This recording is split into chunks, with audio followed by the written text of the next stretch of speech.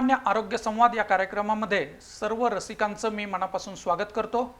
आजच्या विभागामध्ये लोकमान्य हॉस्पिटलचे सुप्रसिद्ध सांधेरोपण तज्ञ डॉक्टर राकेश पाटील आणि डॉक्टर अजिंक्य देशपांडे आपल्या समवेत आहेत। नुकत्याच कोल्हापूरमधील लोकमान्य हॉस्पिटलमध्ये अत्याधुनिक प्रकारच्या रोबोटिक असिस्टेड नी सांधेरोपण सर्जरीचं डॉक्टर अजिंक्य देशपांडे आणि डॉक्टर राकेश पाटील यांनी यशस्वीपणे ती रुग्णांवर सिद्ध केली आणि आज आपण त्याच शस्त्रक्रियेविषयी डॉक्टरांशी चर्चा करणार आहोत। नमस्कार डॉक्टर अजिंक्य देशपांडे। नमस्कार डॉक्टर राकेश पाटील। पुण्यामध्ये लोकमान्य हॉस्पिटल हे अस्थिरुग्णांसाठी प्रसिद्ध असणारं एक सुसज्ज असं हॉस्पिटल आहे। डॉक्टर नरेंद्र वैद्य यांच्या मार्गदर्शनाखाली अस्थिरोगातल्या विविध अत्याधुनिक उपचार पद्धती ह्या लोकमान्य हॉस्पिटलमध्ये सुरू झाल्या आणि 2007 पासून कोल्हापूरमध्येही या लोकमान्य हॉस्पिटलमध्ये अस्थिरोगामधल्या अत्याधुनिक अशा प्रकारच्या सुसज्ज सेवा ह्या डॉक्टर नरेंद्र वैद्य यांच्या मार्गदर्शनाखाली सुरू झाल्या। टप्प्याटप्प्याने या शस्त्रक्रियेमध्ये अनेक अत्याधुनिक बदल करण्यात आले आणि आत्ता सद्यस्थितीत आपण राजारामपुरीमध्ये लोकमान्य हॉस्पिटलचे एक अत्याधुनिक असं हॉस्पिटल या ठिकाणी सुसज्ज करतो आहोत आणि नुकतीच त्या ठिकाणी दक्षिण महाराष्ट्रातली पहिली robotic assisted knee replacement surgery ही डॉक्टर अजिंक्य देशपांडे आणि डॉक्टर राकेश पाटील यांच्या साहाय्याने आपण अत्यंत यशस्वीपणे पार पाडली। आज ते दोन्ही डॉक्टर या ठिकाणी उपस्थित आहेत। मी त्या दोन्ही डॉक्टरांचं कोल्हापूर वासियांच्या वतीनं मनापासून अभिनंदन करतो आणि डॉक्टर अजिंक्य देशपांडे यांना विचारतो की डॉक्टर, गुडघेदुखीविषयीचा हा जो आजार आहे तो मुख्यतः उतार वयाचे जे रुग्ण असतात त्यांना अधिक प्रमाणात आढळतो, तर आपण काय सांगाल या गुडघेदुखीविषयी? नमस्कार सगळ्यांना। तर गुडघेदुखी हा जो आजार आहे तो बहुतांश नागरिकांमध्ये जो आढळून येतो तो उतार वयाचा आजार हा असतो। त्याच्यामध्ये जो आजार तयार होतो तो 60च्या पुढचा आजार होतो आणि त्याच्यामुळे गुडघेदुखी चालू होते, पायाला बाक येणं हा आजार दिसून येतो। पण हा उतार वयाचं कारण सोडून अजून अशी कारणं असतात ज्याच्यामुळं गुडघेदुखी हे तरुण वयात सुद्धा आढळून येऊ शकतात। जसं की पहिलं कारण म्हणजे आधी कधीतरी गुडघ्याच्या इथं फ्रॅक्चर झाला असेल, जे सांध्यातलं फ्रॅक्चर असेल, जे वेडवाकडं जुळलं असेल, तर त्याच्यामुळे भविष्यात जाऊन झीज होण्याची शक्यता ही जास्तीत जास्त प्रमाणात राहते। त्याच्यानंतर दुसरं कारण असतं ज्यांच्यात वाताचे आजार असतात, जसं आमवात म्हणजे रुमॅटॉइड आर्थरायटिस हा सर्वात जास्त आढळून येणारा वाताचा प्रकार आहे। दुसरं म्हणजे शरीरातलं युरिक ॲसिडची लेवल जर वाढली तर त्याला गावठी आर्थरायटिस असं देखील म्हणलं जातं, ज्यामध्ये सांधा गुडघ्याचा जी खुर्च्या असते ती सूज येऊन तिथं झीज चालू होते, ज्याच्यामध्ये खुर्च्याचे तुकडे निघायला लागतात आणि ज्यामुळे हळूहळू करत करत सांधा झिजतो। अजून एक कारण म्हणजे काही कारणामुळे जर सांध्यामध्ये इन्फेक्शन झालं आणि ते इन्फेक्शन लवकरात लवकर त्याचं ट्रीटमेंट नाही घेतली, त्याचा उपचार नाही केला, तरी देखील भविष्यात जाऊन तो गुडघा झिजू शकतो। आणि ह्याच्यासाठी असणारी रिस्क फॅक्टर्स म्हणजे कुठल्या कारणांमुळे जास्त गुडघे दुखी होऊ शकते, एकतर तुमचा आहार कसा आहे आणि आत्ताच्या सद्यस्थितीत ओबेसिटी म्हणजे लठ्ठपणा हा एक आजार जसा आहे की ज्याच्यामुळे गुडघ्यावरती पडणारे ताण जेवढे आहेत ते जास्त पडतं आणि त्याच्यामुळे हळूहळू करत सांधा झिजत जातो। परत व्यायाम नसणं, ज्याच्यामुळे स्नायूंचं ताकद हळूहळू कमी होणं, ज्याच्यामुळे चालताना आणि हळूहळू कामं करताना, दैनंदिन तुमची कामं करताना गुडघेदुखी चालू होणं, ह्या अशी काही कारणं आहेत ज्याच्यामुळे गुडघेदुखी आपल्याला उद्भवू शकते। डॉक्टरांनी आपल्याला गुडघेदुखीची अनेक कारणं सांगितली आणि अगदीच खरं आहे की म्हणजे आजकाल बैठी जीवनशैली, असंतुलित आहार आणि त्याचबरोबर व्यायामाचा अभाव यामुळे लठ्ठपणा वाढतो आणि साहजिकच आपल्या शरीराचा संपूर्ण भार हा गुडघ्यावर येतो आणि गुडघ्यावर हा भार आला तर गुडघ्यामध्ये 2 हाडांमध्ये असलेली खुर्च्या ही झिजून जाते आणि बऱ्याच वेळा रुग्णांना गुडघेदुखीचा त्रास संभवतो। डॉक्टरांनी आपल्याला त्याबरोबरच काही इतर कारणंही सांगितली की ज्यामध्ये वेगवेगळ्या प्रकारचे आजार असतात, ट्रॉमा असतात, अपघातामुळे काही वेळा गुडघेदुखी होते, आमवातासारख्या आजारामध्ये गुडघेदुखी होते, गाऊटसारख्या आजारामध्ये गुडघेदुखी होते। डॉक्टर राकेश पाटील आपली सांधेरोपण तज्ज्ञ म्हणून कोल्हापूरकरांना ओळख आहेच आणि आपण जवळपास 5,000पेक्षा अधिक सांधेरोपण शस्त्रक्रियेचा आपल्याला अनुभव आहे आणि मला आनंद वाटतो की हे कोल्हापूरचे सुपुत्र आहेत डॉक्टर राकेश पाटील. तर आपण कोल्हापूर वासियांसाठी ही जी गुडघेदुखी होते लोकांना वेगवेगळ्या कारणांनी होते, अनुषंगाने होते, त्याची काय लक्षणं रुग्णांमध्ये आढळून येतात? सर्वात प्रथम सर्व कर्मचाऱ्यांना माझा मनपूर्वक नमस्कार. सर्वात जे महत्त्वाची काही लक्षणं जी गुडघेदुखीच्या रुग्णांच्या मध्ये असतात, विशेषतः ही गुडघेदुखी उतारवयामध्ये आपल्याला 60 नंतर पाहायला मिळते. तर यामध्ये प्रातःकाळी सर्वात प्रथम आपल्याला वेदना चालू होतात. ज्यावेळी आपण सर्वात पहिल्यांदा झोपेतून उठतो आणि पहिलं पाऊल आपलं ज्यावेळी जमिनीवरती पडतं त्यावेळी ज्या वेदना चालू होतात की आपण पाय ठेवला की आपला पाय पूर्णपणे व्यवस्थित आपल्याला टेकवता येत नाही. त्यामुळे प्रातःकाळी वेदना असणं हे सर्वात मुख्य लक्षण आहे. दुसरं, काही रुग्णांच्यामध्ये आपल्याला पाहायला मिळतं की सांधा जर पूर्णपणे शेवटच्या टप्प्यामध्ये असेल तर गुडघ्यामध्ये वारंवार सूज येणे.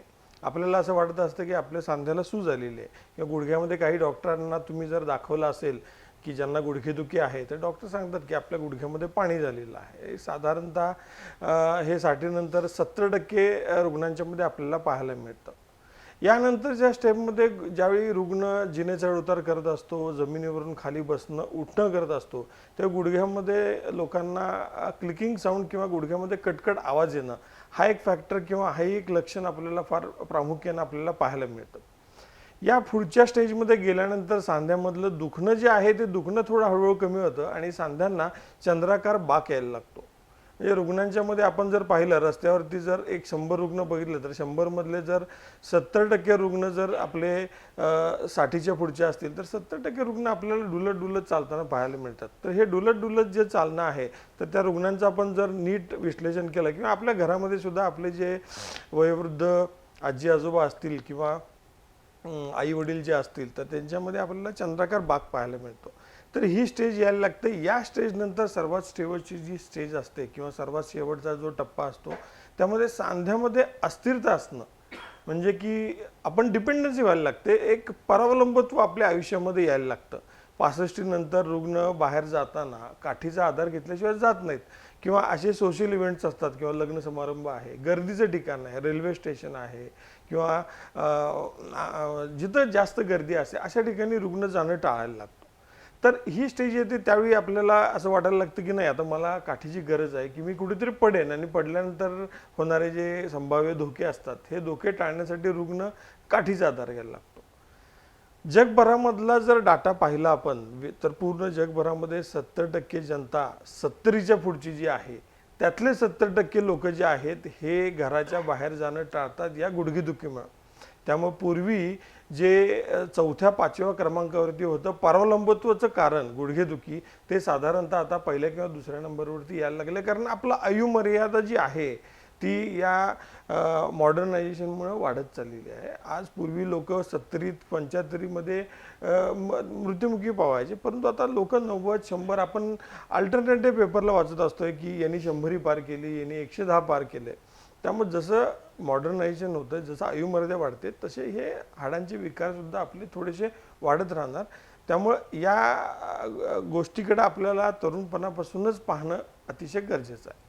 आरोग्याच्या जनजागृतीसाठी असलेल्या लोकमान्य आरोग्य संवाद या कार्यक्रमामध्ये आपण डॉक्टर अजिंक्य देशपांडे आणि डॉक्टर राकेश पाटील यांच्याशी संवाद साधतो आहोत. डॉक्टर राकेश पाटील यांनी आपल्याला गुडघ्याची विविध प्रकारची लक्षणं सांगितली की ज्यामध्ये रुग्णांना चालता न येणं, उठता न येणं, बसता न येणं, त्याचबरोबर चढताना उतरताना त्रास होणं, ही सगळी लक्षणं आपण गुडघ्यांच्या संदर्भात पाहिली. डॉक्टर अजिंक्य देशपांडे, आपण ही लक्षणं पाहतो आणि बऱ्याच वेळा डॉक्टरांनी सांगितल्याप्रमाणे गुडघ्याची अस्थिरता झालेली असते, बाक आलेला असतो, रुग्णाला चालता येत नाही, कोणाचा तरी आधार घ्यावा लागतो.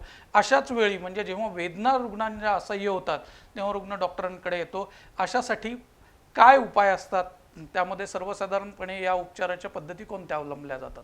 जसं आता सगळं आपल्याला कळलेलंच आहे की गुडघेदुखीची विविध कारणं असतात. तर औषधं किंवा ऑपरेशन हाच उपाय नसतो.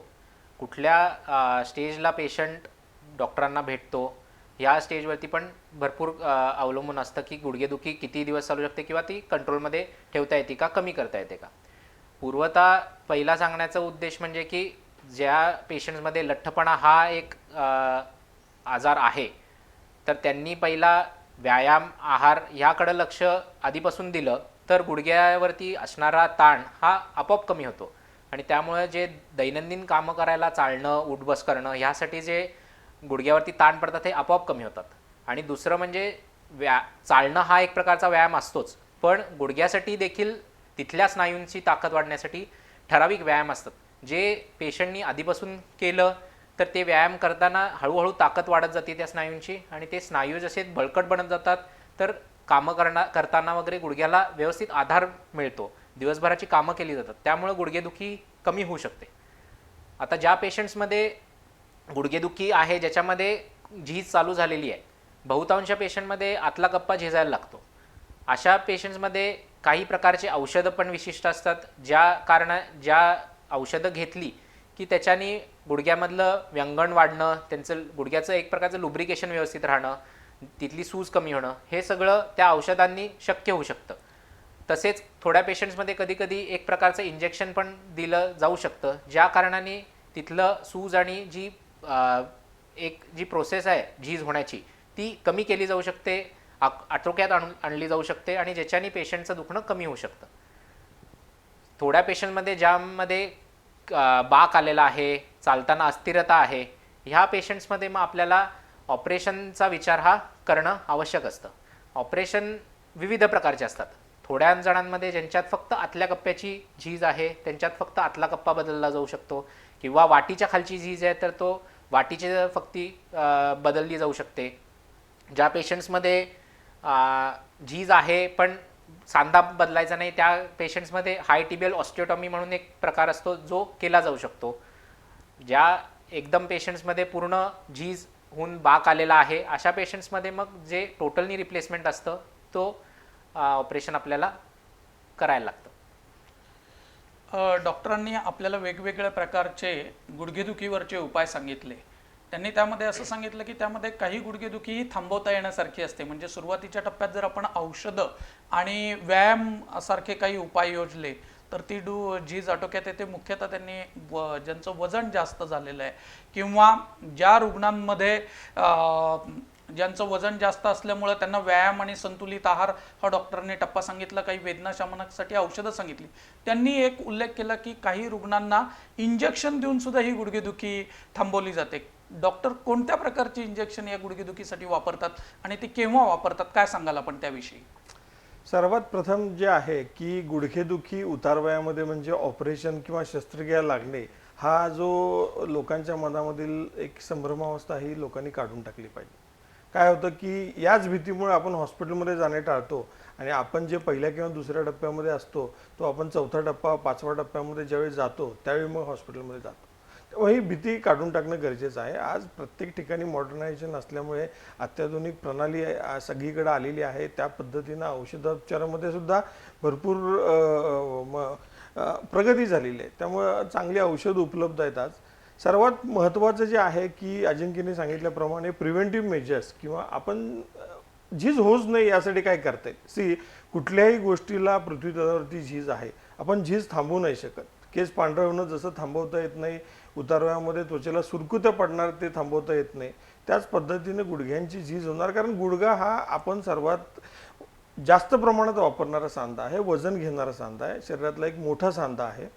प्रत्येक सांध्याची झीज होतेच असं नाही, परंतु गुडघ्याची होते कारण आपण त्याचा वापर जास्त करतो.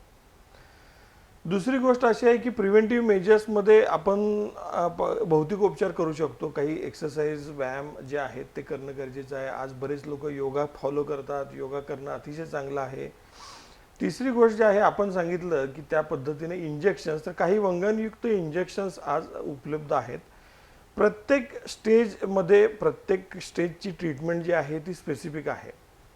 तुम्ही 4थ्या आणि 5व्या टप्प्यामध्ये ज्यावेळी डॉक्टरांच्याकडे याल, हाड ज्यावेळी एकमेकांना पूर्ण घासताना आपल्याला एक्सरेवरती दिसते, सांध्याला पूर्णपणे बाक आलेला आहे, चालणं 2 पावलं सुद्धा अवघड झालेलं आहे आणि त्या स्टेजला येऊन जर एखाद्या रुग्णाने सांगितलं की डॉक्टर तुम्ही इंजेक्शन द्या, तर त्या स्टेजला इंजेक्शनचा काही फायदा होणार नाही. हे इंजेक्शन अगदी स्पेसिफिकली पहिल्या किंवा दुसऱ्या टप्प्यामध्ये आपल्याला देता येतं. आज इझिली सगळीकडे अवेलेबल आहेत जे वंगणयुक्त इंजेक्शन्स गुडघ्यामध्ये दिले जातात. त्याच्यामध्ये स्टिरॉइडचे इंजेक्शन असतात, परंतु ते शक्यतो टाळावेत, शक्यतो अवॉइड केले जावेत. वंगणयुक्त इंजेक्शन्स वेगळ्या पद्धतीचे असतात आणि ते अतिशय रुग्णांना फायदेशीर ठरतात जर आपण योग्य वेळी आला आणि योग्य वेळी देण्यात आलं तर. त्याच्याही पुढे जर रुग्ण साधारणतः एक दुसऱ्या किंवा तिसऱ्या स्टेजच्या बॉर्डरमध्ये आला आणि इंजेक्शननी एखाद्या रुग्णाला जर फरक पडला नाही तर तिथं मात्र मग आपल्याला दुर्बिणीद्वारे जी लेझर थेरपी केली जाते तर या लेझर थेरपीचा फार फायदा होतो, जेणेकरून आपल्याला साधारणतः 60 ते 70% रुग्णांचं दुखणं पूर्णपणे आपण घालवू शकतो आणि यामध्ये हॉस्पिटलायझेशन गरज नसते, रुग्ण त्याच दिवशी संध्याकाळी चालत घरी जाऊ शकतो. तर ही टेक्नॉलॉजी आता आलेली आहे, याचा टेक्नॉलॉजीचा फायदा करून घेणं गरजेचं आहे, जे ना की आपण फक्त गुडघेदुखीला शस्त्रक्रिया हाच एक पर्याय आहे त्यापेक्षा मग हॉस्पिटलला न जाणे, न दाखवण्याने अशास्त्रीय पद्धतीचा उपयोग करणं, जेणेकरून आपण आता पेपरमध्ये वाचताय की कोणतरी सांगतंय की हे तेल लावा, कोण सांगतंय तो मलम लावा, हे लावा, अशा गोष्टींनी खुर्च्या खराब झालेली परत येत नाही. असं असतं तर आजपर्यंत सर्वांनी हे 40च चालू केलं असतं आणि मग कुणाचेच गुडघे झिजले नसते. त्यामुळे अशास्त्रीय पद्धतींना रुग्णांनी बळी पडू नये हे माझं इथं सर्वांना एक नम्र विनंती आहे. डॉक्टर अजिंक्य देशपांडे, मी आपल्याला विचारू इच्छितो की या दुर्बिणीद्वारे ज्या शस्त्रक्रिया केल्या जातात किंवा लेझरद्वारे शस्त्रक्रिया झाल्या त्या नेमक्या कोणत्या रुग्णांसाठी केल्या जातात आणि त्या कशा प्रकारे केल्या जातात, त्याचे काय फायदे असतात? जी दुर्बिणीद्वारे शस्त्रक्रिया केली जाते ती म्हणजे अशा पेशंटची जी पहिल्या दुसऱ्या स्टेजमध्ये असतात. तर झीज होणं म्हणजे काय, तर खुर्च्या जी गुडघ्याची असते ती हळूहळू पहिला सुजायला लागते, त्याला चिरा पडायला लागतात आणि मग जेवढं त्याच्यावरती आपण चाललं जातो मग ते चिरा पडून तिथं खड्डा पडणं, हे सगळे हळूहळू होणारे ते बदल असतात जे ज्याच्यानुसार स्टेज गुडघ्याची बदलत जाते. तर ज्यावेळी पहिल्या दुसऱ्या स्टेजमध्ये असतो त्यावेळी पेशंटला वेदना ह्या भरपूर असतात, कारण जी खुर्च्या सुजते आणि त्याला चिरा पडतात आणि वजन पडलं की त्या तिथे ज्या नसा असतात त्यांच्याद्वारे आपल्याला ते वेदना जाणवल्या जातात.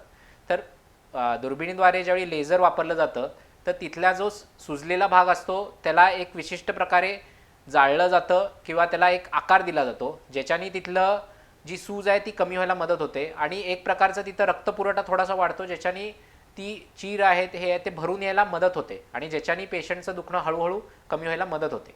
तर अशा पेशंट्समध्ये दुर्बिणीद्वारे शस्त्रक्रिया केली जाते. युजली पहिल्या किंवा दुसऱ्या स्टेजच्या पेशंट्सना ही उपयुक्त पडते. म्हणजे कोल्हापूरकरांसाठी ही अत्यंत आनंदाची गोष्ट आहे की गुडघेदुखीची पहिली आणि दुसरी टप्पे असेल तर त्याद्वारे दुर्बिणीद्वारे लेझरद्वारे शस्त्रक्रिया करून रुग्णांवर उपचार करता येतात आणि या उपचारांनी रुग्णांना वेदनासुद्धा त्यांच्या कमी करता येतात असं डॉक्टरांनी आपल्याला सांगितलं. आणि सर्वात महत्त्वाची गोष्ट म्हणजे दुर्बिणीद्वारे ज्या शस्त्रक्रिया केल्या जातात ह्या शस्त्रक्रियेमध्ये रुग्णांना कमीत कमी दिवस हॉस्पिटलमध्ये राहावं लागतं. अत्यंत कमी प्रकारचे म्हणजे एका छोट्याशा छिद्रामधून दुर्बीण घालून या शस्त्रक्रिया केल्या जात असल्यामुळं रुग्णांना फारसे टाकेही घ्यावं लागत नाहीत. रुग्ण हा अल्पावधीतच रिकवर होऊन स्वतःच्या कामावर जाऊ शकतो. अशा प्रकारची ही दुर्बिणीद्वारे शस्त्रक्रिया जी केली जाते ती लोकमान्य हॉस्पिटल कोल्हापूर इथे उपलब्ध आहे आणि रुग्णांना त्याचा फायदा होऊ शकतो. डॉक्टर राकेश पाटील त्यांनी दुर्बिणीद्वारे शस्त्रक्रिया काही रुग्णांना सांगितल्या, पण आजकाल आपण ऐकतो की जेव्हा पेशंट आपल्याकडे येतात आणि पेशंटला चालता येत नाही, पायाला बाक असतो, अशा वेळी पेशंट डॉक्टरांकडे गेले की डॉक्टर शस्त्रक्रियेचा सल्ला देतात, मग पेशंट घाबरतात. काय असतात या शस्त्रक्रिया? सांधेरोपण शस्त्रक्रिया म्हणजे नेमकं काय असतं? सर्वात प्रथम जे आहे की ज्यावेळी आपण गुडघेदुखीसाठी डॉक्टरांना दाखवतो त्यावेळी सर्वात बेसिक जे इन्व्हेस्टिगेशन किंवा एक चाचणी जी लागते ती प्लेन एक्सरेचा लागतो, जो आज सगळीकडे इझिली अवेलेबल. आज गावोगावी सुद्धा एक्सरे आपल्याला उपलब्ध आहेत. त्यामध्ये एक्सरे काढल्यानंतर आपल्याला कुठल्या स्टेजमध्ये रुग्ण आहे ते कळतं. आपण पकडू की साधारणतः सर्व शास्त्रीय पद्धतीचे उपचार करून सुद्धा एखाद्या रुग्णाला जर गुडघेदुखीमधून मुक्तता मिळाली नाही तर मग आपल्याला ह्या सांधेरोपण शस्त्रक्रिया की खुर्च्या पूर्णपणे खराब झालेल्या आहे. यामध्ये इथं रुग्णांना माझा एक महत्त्वाचा एक मेसेज आहे किंवा एक संदेश आहे की गुडघ्याची झीज झाली म्हणजे गुडघा पूर्णपणे निकामी झाला आणि गुडघा बदलायचा म्हणजे गुडघा पूर्ण काढणार आणि दुसरा गुडघा लावणार, ही एक संकल्पना आता लोकांनी या मनातून काढून टाकली. संभ्रम अवस्था आहे की फार मोठं ऑपरेशन असतं आणि त्यानंतर मग फार मोठी बेड रेस्ट लागते, असं काही नाही आहे. आता आज रुग्णाचं शस्त्रक्रिया जर आज केली किंवा सांधेरोपण शस्त्रक्रिया आज केली तर आपल्याला दुसऱ्या दिवशी लगेचच चालवता येतं. दुसरी गोष्ट, ही सांधेरोपण शस्त्रक्रिया म्हणजे नेमकं काय की फक्त जे कुठलाही सांधा 2 हाडांच्या पासून बनलेला आहे आपण हे ॲनिमेशन आता इथं पाहतोय की याच्यामध्ये आपल्याला पूर्णपणे हे ॲनिमेशनमध्ये दिसतंय की दोन हाडांच्या मध्ये अशी मुवमेंट होत असते. तर याच्यावरचा जो हा कठीण पांढरा जो पृष्ठभाग आहे, हा कठीण पृष्ठभाग जो आहे त्याची झीज झालेली असते किंवा ते खराब झालेलं आहे. मेन जे तुमचं हाड जे असतं ते हाड पूर्णपणे मजबूत आणि भक्कम असतं. अगदीच काही रुग्णांच्या मध्ये त्या हाडांच्या मध्ये ठिसूळता असते, तेही 70-75 नंतर आपल्याला ती ठिसूळता पाहायला मिळते. तर आपल्याला ही फक्त जी खराब झालेली खुर्ची आहे, जो कठीण पृष्ठभाग आहे, तो फक्त या शस्त्रक्रियेमुळे बदलला जातो. या ॲनिमेशनमध्ये आपण पाहतोय की कशा पद्धतीनं रोबोटिक सांधेरोपण शस्त्रक्रिया केली जाते. या ॲनिमेशनमध्ये आपल्याला दिसतंय की जो फक्त खराब झालेला भाग 7-8 मिलीमीटरचा आहे, त्या रुग्णाची जी गुडघ्याची नैसर्गिक रचना आहे, प्रत्येक रुग्णाच्या गुडघ्याची नैसर्गिक रचना ही वेगळ्या पद्धतीची असते. डावा आणि उजव्या गुडघ्यामध्ये सुद्धा कशा पद्धतीनं किती प्रकारे झीज झालेली आहे, किती प्रकारचा बाक आहे, किती अंशाने गुडघा खराब झालेला आहे, या सर्व गोष्टी या 3 डायमेन्शनल किंवा त्रिमितीय आभासामध्ये आपल्याला या कम्प्युटर स्क्रीनवरती पूर्णपणे मॅप केल्या जातात, जेणेकरून 1 मिलीमीटर सुद्धा कुठलाही हाडाचा भाग एक्स्ट्रा हा आपल्याला काढायला लागत नाही. हे ज्यावेळी आपण मॅपिंग करतो गुडघ्याचं, त्यावेळी डॉक्टरांना असं लक्षात येतं की आता आपलं पूर्णपणे मॅपिंग झालेलं आहे. आपल्याला हा भाग केल्यानंतर कोणत्या पद्धतीचा सांधा आपल्याला किंवा कोणत्या साईजचा सांधा आपल्या रुग्णाला लागणार आहे तो टेस्ट केला जातो आणि त्याचं एक्झिक्युशन हे सगळ्यात शेवटच्या टप्प्यामध्ये केलं जातं. आणि आपण ऑपरेशनपूर्वी गुडघ्याचं डिफॉर्मिटी किंवा किती अंशाने गुडघा खराब होता आणि ऑपरेशन नंतर आपण पाहतोय की किती अंशाने आपण तो गुडघा करेक्ट केलेला आहे, जेणेकरून यामध्ये ह्युमन एरर कम्प्लिटली इलिमिनेट होतो. जे मानवी डोळ्यांना एखाद दुसरा मिलीमीटरचा फरक आपण डिफरन्शिएट करू शकत नाही. आपल्याला समजा एखाद्या व्यक्तीला विचारलं की बाबा हा लेंथ किती आहे, तर ही लेंथ बाबा एखादा व्यक्ती सांगेल की 10 सेंटीमीटर आहे, एखादा व्यक्ती सांगेल की 9 सेंटीमीटर आहे, एखादा सांगेल की 9.5 सेंटीमीटर आहे आणि ॲक्च्युअल ज्यावेळी मोजू ती असणार 8 सेंटीमीटर. त्यामुळे हे ज्यावेळी आपण मशीननी मोजू त्यावेळी ते एक्झॅक्टली येईल 7.8 मिलीमीटर. तर ह्या गोष्टी होऊ शकतात. तर हा पूर्णपणे जो ह्युमन एरर असणार आहे तो इलिमिनेट झालेला आहे या रोबोटिक शस्त्रक्रियेमुळे.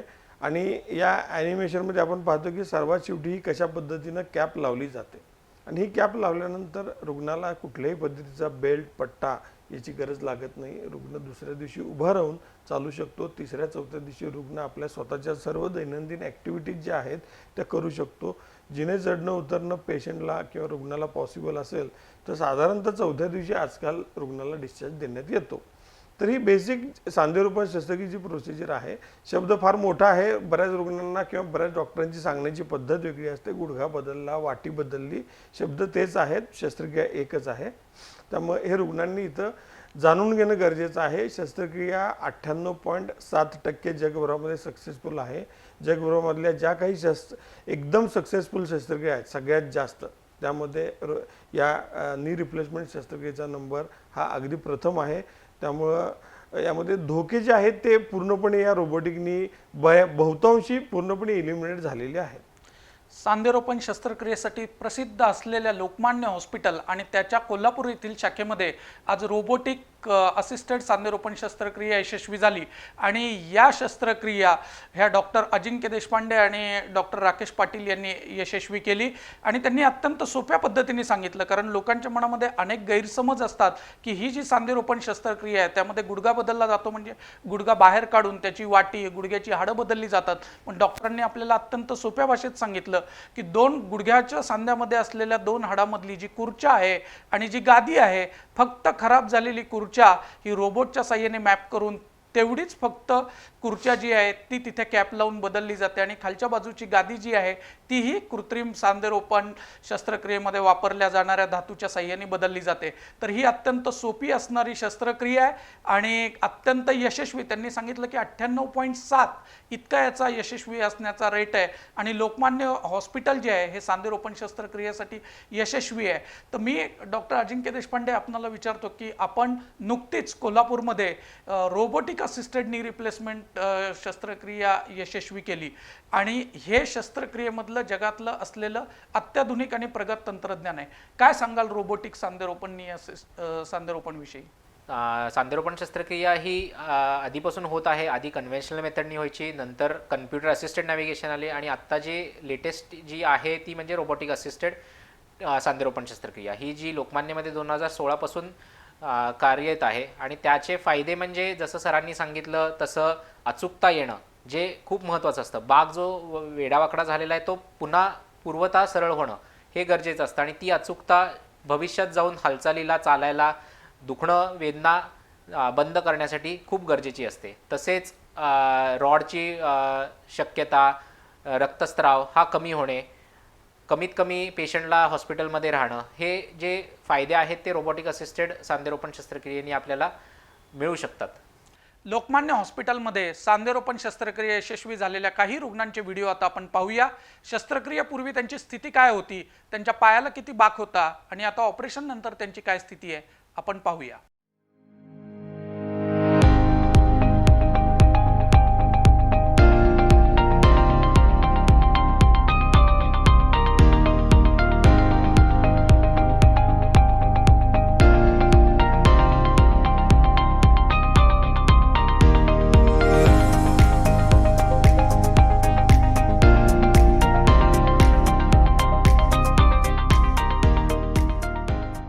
लोकमान्य हॉस्पिटल हे अस्थिरोगांसाठी प्रसिद्ध असलेलं हॉस्पिटल आहे. कोल्हापूरमध्येही आता त्याची शाखा उपलब्ध आहे आणि या हॉस्पिटलमध्ये रोबोटिक असिस्टेड नी रिप्लेसमेंट ही शस्त्रक्रिया नुकतीच यशस्वी झाली. गुडघेदुखीच्यासाठी मुख्यतः उतारवयातले जे रुग्ण आहेत अशा रुग्णांसाठी खास योजना ही कोल्हापूरकरांसाठी आता लोकमान्य हॉस्पिटलमध्ये उपलब्ध आहे. याचा आपण जरूर लाभ घ्यावा. यासाठी आमचा संपर्क नंबर 85 308 75 560 955 25 3292. डॉक्टर अजिंक्य देशपांडे आणि डॉक्टर राकेश पाटील हे आपल्या स्टुडिओमध्ये आले आणि लोकमान्य आरोग्य संवाद या कार्यक्रमामध्ये त्यांनी आपली मनमोकळी मतं व्यक्त केली. लोकांना उपयोगी अशी गुडघ्याची माहिती दिली. त्या दोघांचंही मी मनापासून लोकमान्य आरोग्य संवाद या कार्यक्रमामध्ये आभार मानतो. नमस्कार डॉक्टर राकेश पाटील. नमस्कार डॉक्टर अजिंक्य देशपांडे. धन्यवाद.